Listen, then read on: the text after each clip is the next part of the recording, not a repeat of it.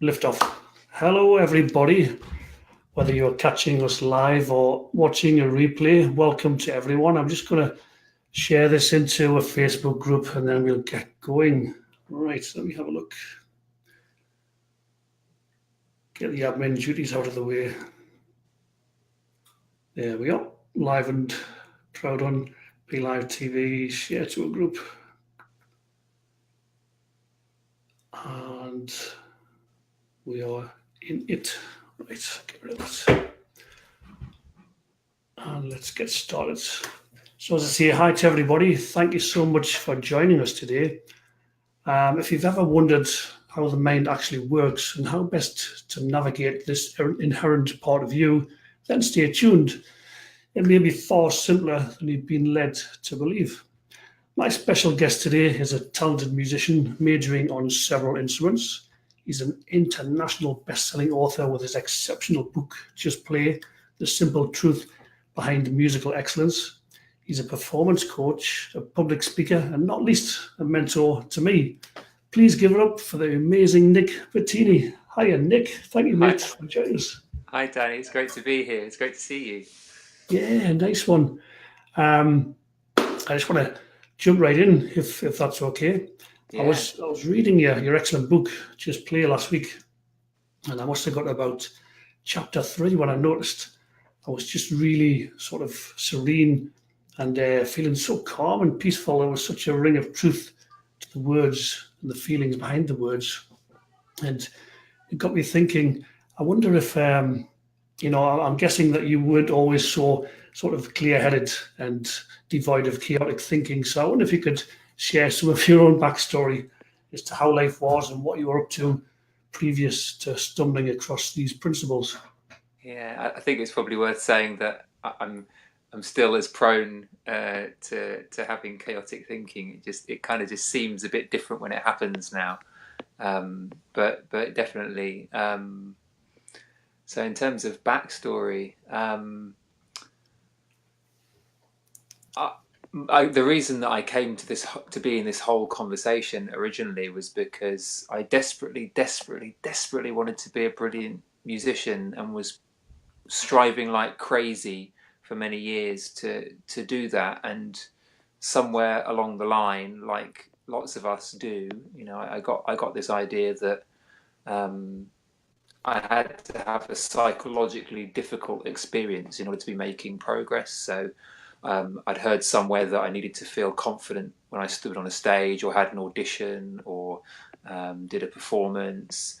I started looking at and watching lots of videos of people playing and trying to figure out what was going on in their head, and thought I'd seen like charisma or confidence and tried to copy it. And I didn't realize that there were so many layers of thinking upon thinking upon thinking upon thinking that I was, I guess, innocently putting on myself.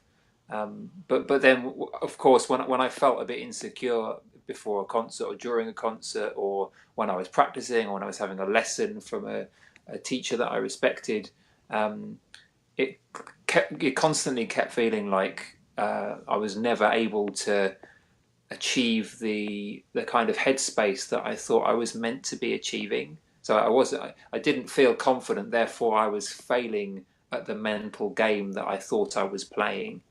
Um, and and that's a very common thing, but it felt like there was something that I just hadn't figured out, or I didn't have, that everybody else, or the people that I admired uh, had managed to practice into being different, or they were genetically different or something. Um, so I don't know, is that enough of a backstory? Yeah, I guess so. I know you mentioned having a chronic shoulder pain in the book, and this Mm. kind of led you on to a bit of a journey to find out, how to correct it. It must be broken in some way, perhaps. And I'm paraphrasing you, but and that led you to an insight of your own, which was a bit of a breakthrough. So I'd love you to talk us through the chronic shoulder pain you had, how it came about, and what it led you down a path to.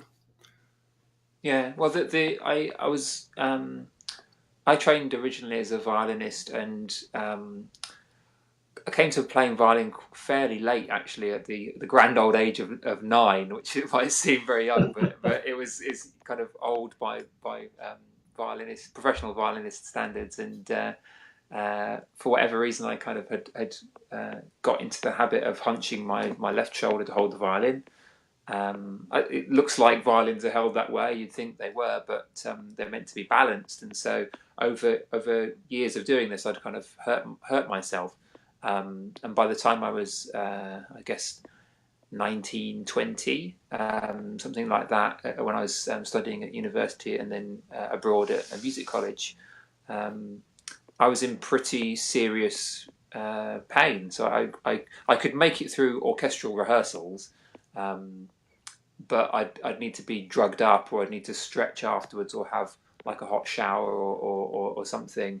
And if I did it for long periods, I'd be in quite bad agony. So really, I could comfortably play for about 20 minutes before I'd then be in excruciating pain. And so because I was in this quite high pressure environment of music college, and wanting to get through the repertoire and all that kind of thing, it became this huge crusade to fix myself physically. But then all that thinking that I was just talking about, that was the thing that I didn't realize was there. So I just got into this daily habit of play for a little bit, rest, stretch, feel bad, then do some more playing. You know, I'd be playing little spurts all the way through. And then I think the thing you're referring to is in one summer I was on a bit of a break from playing the violin. So I think I was still a student, but I went to a concert in the Albert Hall. Maxim Vengerov, the Russian violinist, was playing Lalo's Symphony Espagnole, which is a fancy violin concerto. Kind of explodes into action in the first few bars. And I was standing in the Albert Hall and I was watching him. And I hadn't played the violin myself for the past probably like 2 or 3 weeks. It was the middle to the end of the summer holidays when the prom concert happened. And I just remember standing there feeling intensely jealous of this guy that had this amazing musical training. He'd played since the age of 3 or something ridiculous, and had had a perfect sort of virtuoso career path. And I was just really jealous. And he's playing on the Kreutzer Stradivari, worth crazy amounts of money.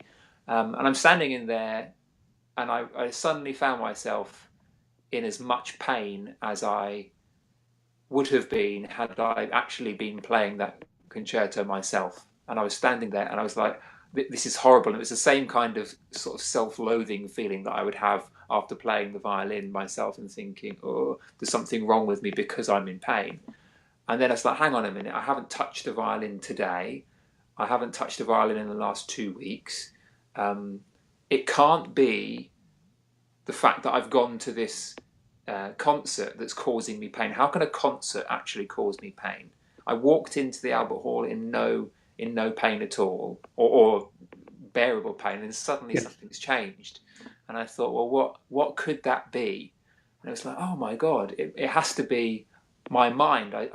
Something I'm doing psychologically has to be at least part of what's causing my experience of the pain.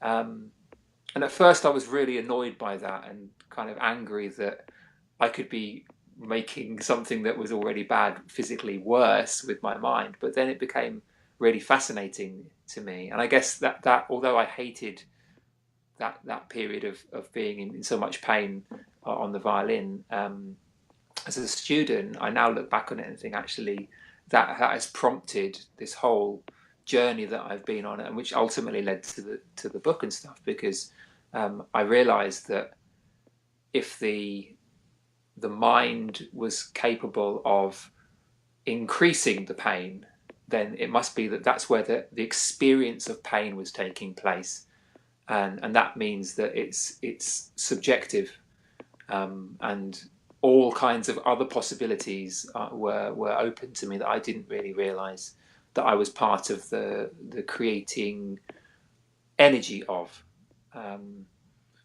So I'm actually very, very grateful for the pain that I was experiencing at those times, because it kind of opened the doorway to this journey, and then it prompted a load of reading and attending courses, and I stopped looking for pills and doctor's appointments. It suddenly became about psychology. Um, yeah, so quite it was quite an epiphany for me, that one, actually. Yeah, I can imagine. I was going to say what a gift it was underneath all that physical and emotional pain. And I noticed we have some viewers online. If you're just joining us, I'm with the amazing international best-selling author Nick Bottini, who's a multi-instrumentalist. He's sharing some of his journey with us. Please do drop your comments in the box and any questions you may have for Nick as we move forward. Um, so I don't know, Nick, what would you say to anyone who's watching who is experiencing mental and emotional and physical pain? I mean, obviously, as we've discussed, the two are inherently linked, but what would you, do you have any words of wisdom, encouragement, insight, anything to share about that? Hmm. There's Anything further to share? there's lot there's lots of people who are experiencing that in various different um, degrees, you know, and sort of thinking back on my own experience, I remember that um, I didn't like necessarily identifying that I actually had any kind of problem, really knowing what you and I know about how the mind works, fundamentally, that the just because you're experiencing psychological suffering, it doesn't mean that anything's broken. Um,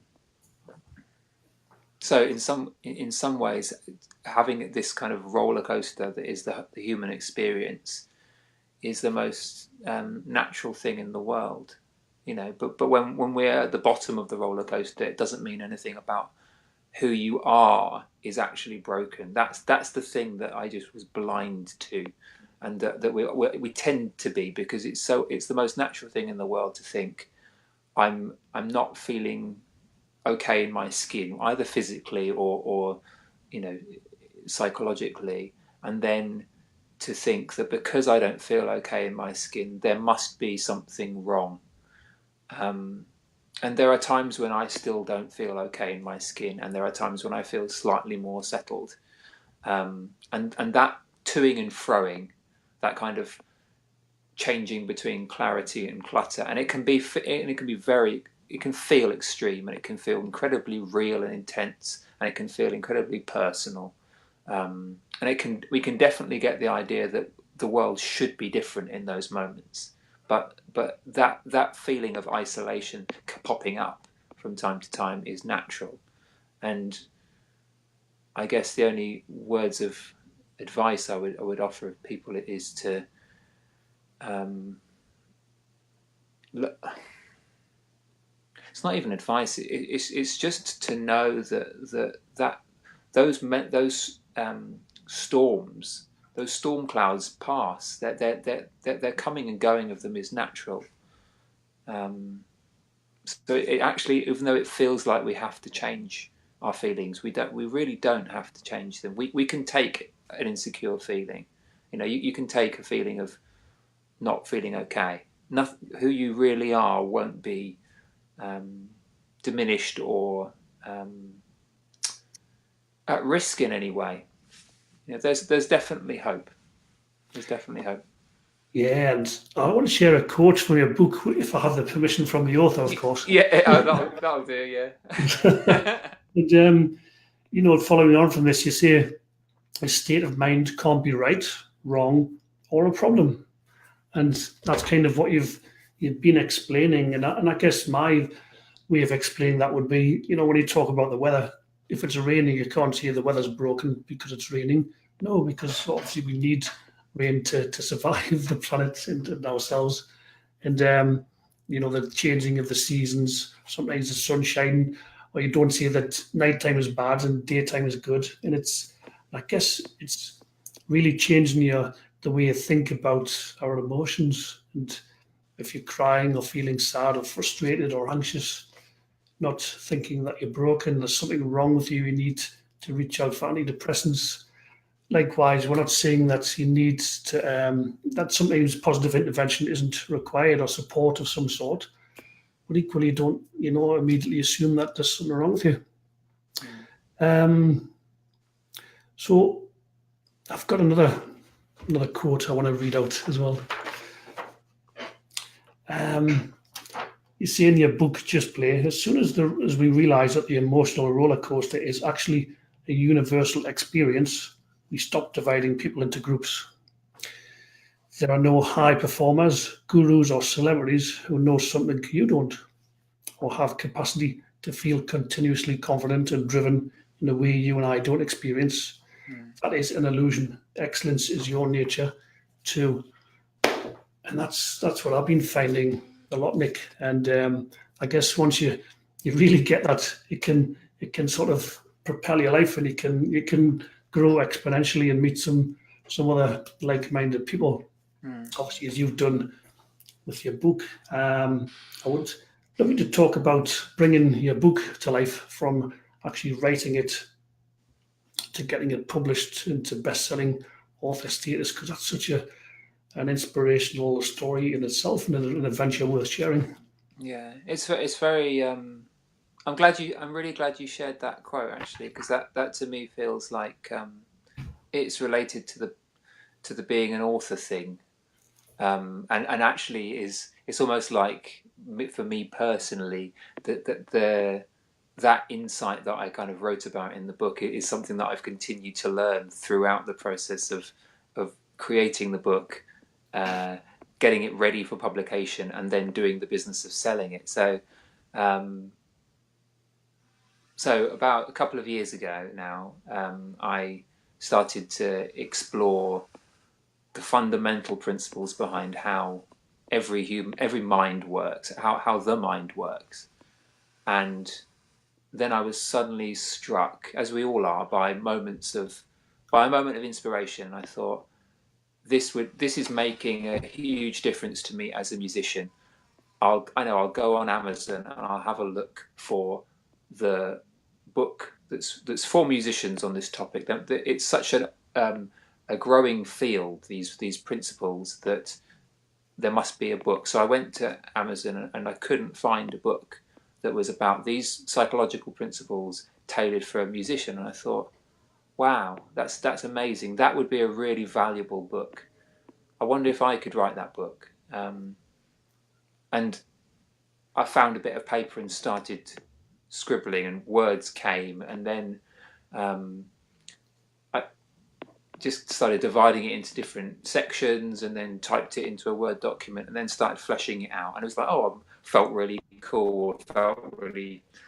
I'm the big I am. I've just started writing a book. This will be amazing. And then, like every author, I'm sure, feels from throughout the process of putting something out, or a musician releasing an album, I just became overcome by insecurity. It's like, actually, there's been no book. Who am I to have the audacity to dare to write it and put it out into the world? How am I qualified to do that?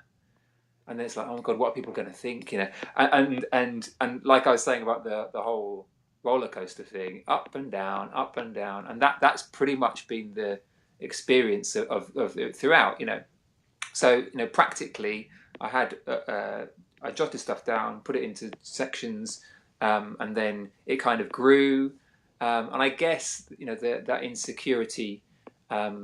I was worried about how it would be received, but I was also curious about what would be valuable to other readers. And I heard that, I think it was Tim Ferriss, shared bits and pieces with different readers, lots of different readers at stages throughout the development of the book. So I made sure that I shared it with lots of people. That helped me to feel better, seemingly. And then it kind of, to be honest, it plateaued then. It kind of like was virtually ready to pull the trigger and send it off to be properly edited. But again, feeling quite insecure about putting it out, and then finally pulled the trigger and sent it to the fabulous Joel Drasner, because I didn't realise until I'd written a book, that until I'd had it actually properly edited by a real editor who knows what they're doing, that even a nicely turned sentence, nicely phrased sentence by an author that hasn't been edited is still can be quite different from one that's been cared for by someone who's a professional and produces something that's watertight in terms of its grammar. And I like to think I'm fairly good at crafting words, but having it professionally edited is a different thing. So constantly I was reading professionally edited books, as a final product, and comparing it to my manuscript and going, oh, I'm still not ready to send to the editor, when in fact I could have done it earlier. So yeah, and that was kind of the process in a nutshell, from like inspiration to getting it down and then turning it into an actual book. There was a Kickstarter campaign as well, so we did a Kickstarter. Could we have the editor's name again? I can see Leslie saying Joel Drasner. I can if Drazner is his name. Joel Drasner. Yeah. Yeah. So is it it's funny, when you're talking, something popped into my head where you said you should have probably sent it to the editor sooner than you did, and you're sort of playing on with it. And the idea that came to my head is a bit like having a cleaner, and you think to yourself, I better clean before the cleaner comes. Yes, yeah, absolutely, yeah, totally. But it gives me hope to think, because I know you are a really tight, gifted writer. That's my experience of you, because I've known you for a while now. And if even you've got to send a book to get edited, that it gives me hope, if I ever write a book in the future, that there are people out there who can make your words more coherent, in my case anyway. Yeah. And there's also, for those people who are watching, who are thinking about writing a book, there are all sorts of ways of doing it. I think that's something that I've definitely learned, is that some people like to say their words into a dictaphone and then get it transcribed, or to write it down themselves, or do what I did, which is like brainstorm it and then expand it. There are some people who will help kind of interview you and then get it down on paper. So there's no such thing as the perfect way to go about doing it, whichever process works. And I've heard several authors say that each of their books has been done in a different way. So I think letting the process do its thing is quite a powerful way. Just being open to the way that each book is born into the world. I think that can be quite helpful for people. Do you have a copy of your book there handy? I did buy handy, because I did buy one, but mine's a Kindle version, which I just read on my computer. Because Colleen's asking, could we have the name of your book, Nick? Obviously, it's called Just Play. I'll go and get one. Hang on. Yeah. Yep. So this one is for you, Colleen. He's just going to get you a legitimate, bona fide copy. Just Play: The Simple Truth Behind Musical Excellence. Nick Bottini. I just want to add, for somebody who's read it, you genuinely don't need to be a musician to get great value from it. I was a bit reticent at first, thinking, well, I'm not a musician, I might not get it all, but I can promise you that there was not one instance where I thought, oh, well, if I'd been a musician, I would have understood that better. You lay it out in such a way where you share your story throughout, which is relevant and pertinent to the book. It's quite spiritual in there as well. And you also say it's a book about life, and I totally agree. It is a book about life, which will help you see things in a new way, which will serve you. And you keep referring to it time and again. It's really well structured and done. So just going to go to the comments for a moment. Colleen saying, awesome, thank you. Is it content coming through? Are you doubting yourself? I don't know. Maybe you could let us know in the comments.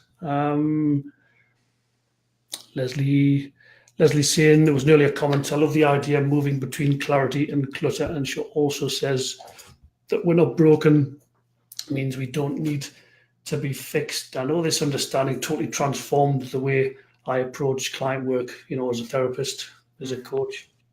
And I was with a client just last week, and she was, feeling very upset and crying and feeling broken, her words, not mine. And I was just looking at her from the perspective how perfect and wonderful and amazing and fantastic she is. And within 2 minutes of sort of feeling and seeing this about her, she had two massive insights which rocked her world in the best possible way. So it just goes to show, coming, the way you just approach a client session is so paramount. And if there's any other practitioners watching this, I really hope you explore this and change the way you handle view sessions. I don't know if you've got anything to add on that.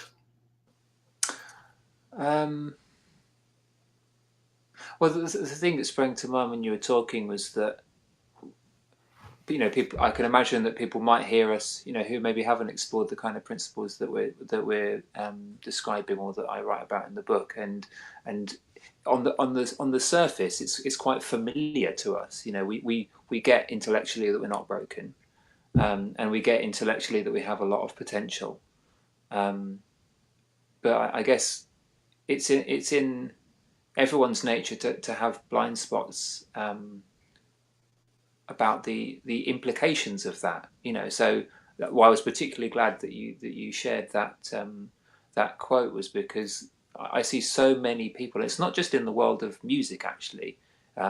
Same for the world of coaches and therapists. That there can seem to be a separate breed of coach or a separate breed of musician. The ones who are the superstars, the ones who just seem to be made of different stuff. And I know that the clients that I speak to can very much describe that kind of us and them thing, and it's so obvious, and it definitely is. There are times when it seems really obvious to me as well that obviously I'm just made of different stuff to this amazing person. But really, in terms of what's true, whether it's for a client or whether it's between two musicians on the same gig, or a musician just starting out watching a world-class soloist like I was when I was watching Maxim Vengerov, is that the fundamentals of how we work psychologically, spiritually, however you want to describe it, those fundamentals are just the same. And that's the bit that's not broken, that most fundamental, the place that the whole experience takes place. That's the thing that can't be broken, and that's the place that excellence or expertise comes from. So yeah, the more that as a teacher or as a therapist or as a coach that you can see that, or as a friend or a husband or a wife, the more that you can see and really know that the person that you're talking to isn't broken, the more easy it is for them to remember that as well. And it's just a case of remembering. They don't need to be taught it, because deep down they know. Yeah, that's right.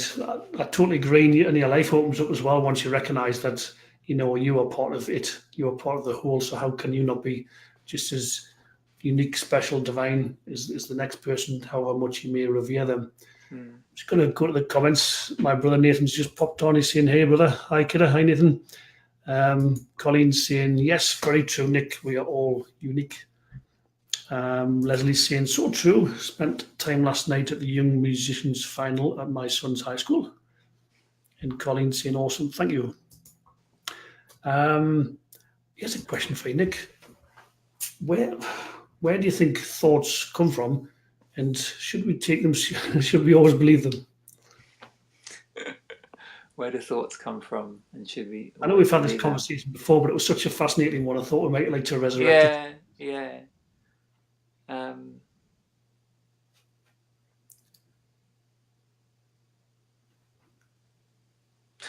We get bogged down in the shapes that the thoughts take, or the feelings take, because thoughts and feelings are basically the same thing, and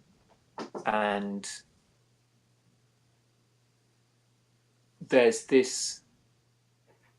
an awareness. Any of us know that we have the experience of being aware.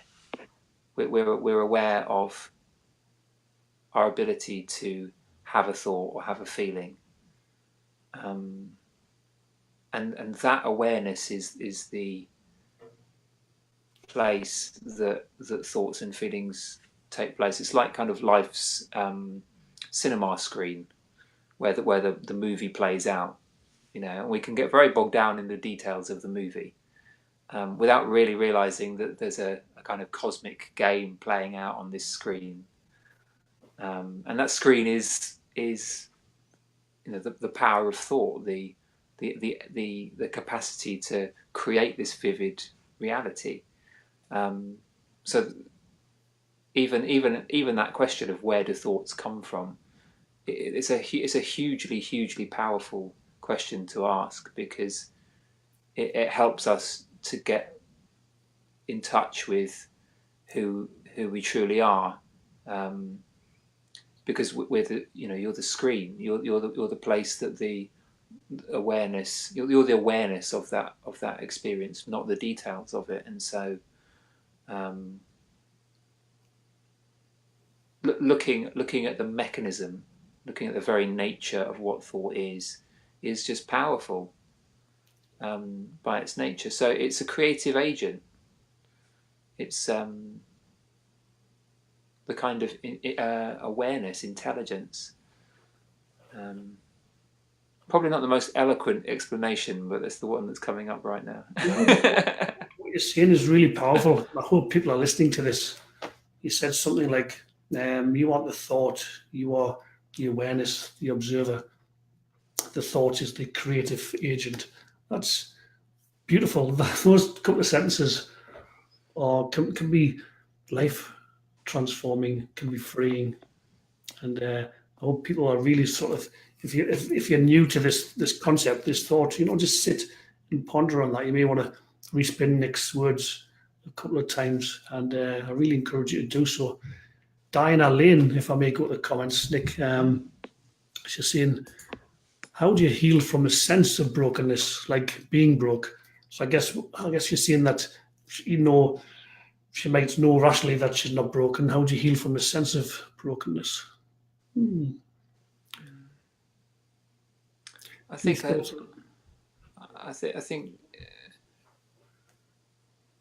I love the fact, Deanna, that you've said a sense of brokenness, because it even in that I'm not assuming whether it's about her or somebody else, but a person that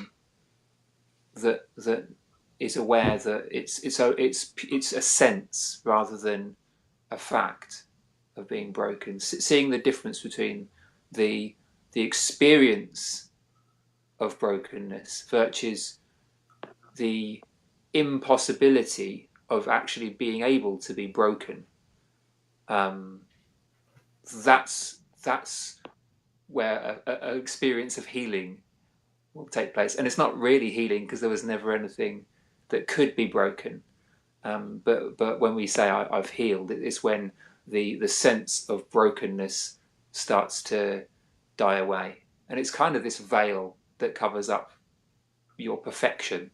It's not that actually anything could be fixed. It's just that, like we said about the storm clouds, there's the perfection that's behind the storm clouds, and it kind of clears. So it's almost like we look at it in different terms. It's a passing cloud, or a passing experience. That doesn't mean that anything behind the scenes has gone anywhere. It just seems very different, I love that. It's funny, Nick. You remind me of a guy I used to work with in an electronics store. Some customers used to come in. Thanks, man. No, it's just that you don't look like him. It's just he was so knowledgeable, and people would come in and ask him a question, and I think he's not going to know the answer to that, and he'd kind of take a step back and think, and I think someone's got you. Then he'd come back with this, all this electronics knowledge and equations and so on. And you remind me of that guy I used to work with. I used to like him as well. And so I hope that helps, Deanna, to answer your question. And we've got Leslie saying, we forget we are perfect. The golden Buddha hidden under clay for safety. Nice comment, Leslie. Colleen saying, yes, totally. And she's saying, I agree with the thoughts being of feelings and energy. I often ask clients, how do you feel from an energy perspective? Then Nathan is saying, let's have a look. The subconscious mind has no sense of humor and will manifest through reality. Physics 101. So I guess being mindful of them is very important. Signals, I think that's what he means. Signals also help in incantations, etc. Apologies if already covered. Okay. So thank you for all the comments. Let's have a look. What else was I done?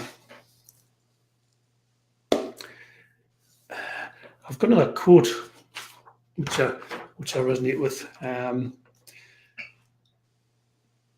The more deeply people see that their craft is 100% independent of their insecure feelings, the more readily they will take the action that intuition is suggesting. I'm going to read that again. It's so fucking so profound. Like, it stopped me in my tracks. I was like, yes.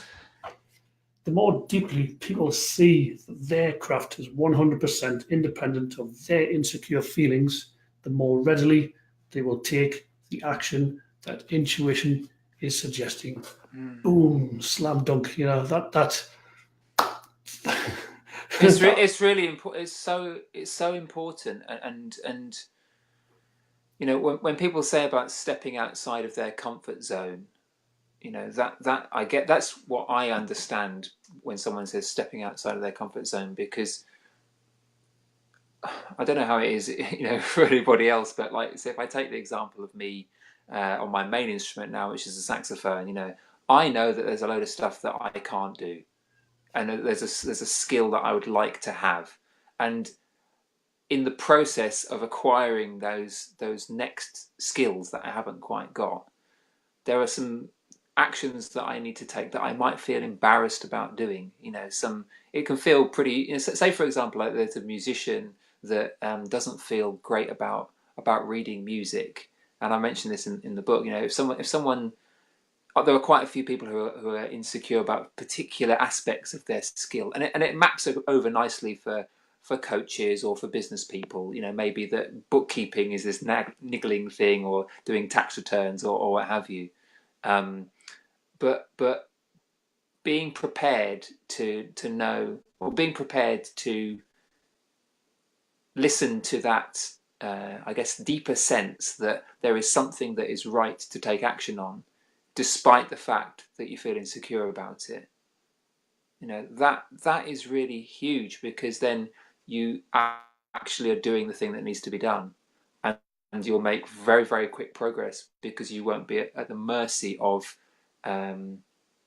superstitious behavior about how your feelings work. You know, if you understand that you are perfectly capable of feeling insecure and then doing the thing that seems to be causing the insecure feeling, because you know that action is correct, then you'll quickly blast through the things that need to be done, move out of your comfort zone, and suddenly the comfort zone won't matter so much, because you'll realize that you can be anywhere and feel discomfort or comfort. It doesn't really matter how you feel, if you know there's something that is really requiring your attention, requiring your action. You know, so if it's practicing scales and you've never really got round to learning D flat major, and you probably should have done it by now, then do it and feel insecure for a bit. Or if sight reading needs to be blasted through, or if getting to grips with the nuts and bolts of bookkeeping, or finally getting online and doing a Facebook Live is the thing that your business really needs to be visible, or whatever, or have you, then